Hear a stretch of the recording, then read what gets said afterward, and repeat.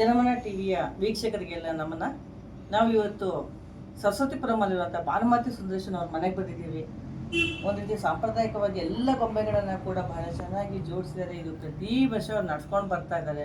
Madam, ತಾವು ಇದ್ರ ಬಗ್ಗೆ ಏನಾದ್ರು ಹೇಳಿ ತಮ್ಮ ಪರಿಚಯ ಮಾಡ್ಕೊಳ್ಳಿ. ನನ್ನ ಹೆಸರು ಭಾನುಮತಿ ಸುಂದರೇಶನ್ ಅಂತ.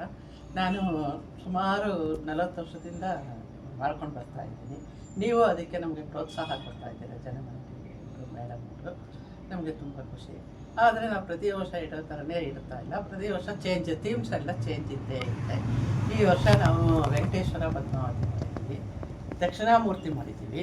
ದಕ್ಷಿಣಾಮೂರ್ತಿ ಮಾಡಿಬಿಟ್ಟು ಅನಂತ ಪದ್ಮನಾಭ ವಿವಿಧ ರಾಜ್ಯಗಳ ಮದುವೆ ಮಾಡಿದ್ವಿ. ಆ ಮದುವೆ ಸಮಾರಂಭದಲ್ಲಿ ನಮ್ಮ ಅರಶಿನ ಕುಟ್ಟುವ ಶಾಸ್ತ್ರ ಅಂತ ಇದ್ದೀವಿ. ಅದರಲ್ಲಿ ರಾಗಿ ಕಲ್ಲು, ಒಣಕೆ, ಬೀಸೋ ಕಲ್ಲು, ಹಮ್ಮಿ ಕಲ್ಲು ಅದೆಲ್ಲ ನಾನೇ ಮಾಡಿರೋದು. ಎಲ್ಲನೂ ಥರ್ಮಾಕೋಲ್ ಮಾಡಿರೋದು. ಆ ಒಂದು ಕಾನ್ಸೆಪ್ಟಿಗೆ ಆ ಒಂದು ಇದು ಮಾಡ್ಕೊಂಡಿದ್ದೀನಿ. ಆಮೇಲೆ ನಮ್ಮ ಸಾಂಸ್ಕೃತಿಕ ಹಬ್ಬಗಳು, ಇನ್ನು ಒಂದು ವರ್ಷ ಬರೋ ಹಬ್ಬಗಳನ್ನೆಲ್ಲನೂ ತೋರಿಸಿದ್ದೀನಿ. ಭೀಮನ ಅಮಾವಾಸ್ಯೆ, ನಾಗರ ಪಂಚಮಿ, ವರಮಹಾಲಕ್ಷ್ಮಿ ಹಬ್ಬ, ಗೌರಿ ಗಣೇಶ, ಅನಂತ ಚತುರ್ದಶಿ, ನವರಾತ್ರಿ, ದೀಪಾವಳಿ, ಸಂಕ್ರಾಂತಿ, ಶಿವರಾತ್ರಿ, ಯುಗಾದಿ, ಇದು ನಮ್ಮ ಹಿಂದೂ ಹಬ್ಬಗಳನ್ನು ಇದು ಮಾಡಿದ್ದೀನಿ. ಅಲ್ಲೇ ಬಹುರೂಪಿ ಗಣೇಶ ಉತ್ಸವ ತೋರಿಸಿದ್ದೀನಿ. ಗಣೇಶ ಉತ್ಸವ ಹೊರಡೋದು, ಮಹಿಷಾಸುರ ಬರ್ತೀನಿ, ಮುತ್ತಿನ ಗಣೇಶ. ಅಲ್ಲಿ ತಿರುಪತಿಯಲ್ಲಿ ವೆಂಕಟೇಶ್ವರ ಪದ್ಮಾವತಿ, ಅಲ್ಲಿ ನಡೆಯೋ ದಸರಾದಲ್ಲಿ ಬ್ರಹ್ಮೋತ್ಸವ, ಆ ಒಂದು ಕಾನ್ಸೆಪ್ಟನ್ನು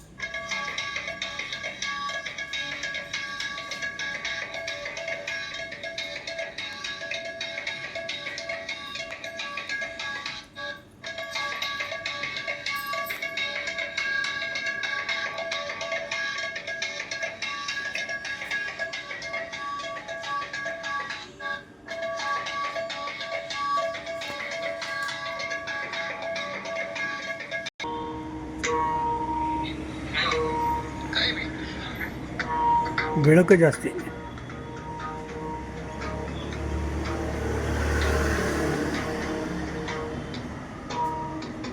ಮೆಟ್ಲಿದೆ ಹುಷಾರು.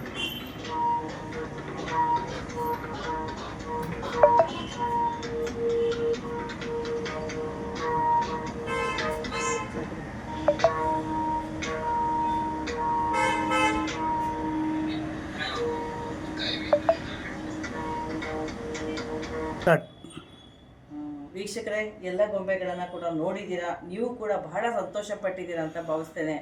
ನೀವು ಬನ್ನಿ, ಸಂತೋಷ ಪಡಿ ಅಂತ ಹೇಳ್ತಾ ಮೇಡಮ್ ನಮಗೆ ನಮಸ್ಕಾರ.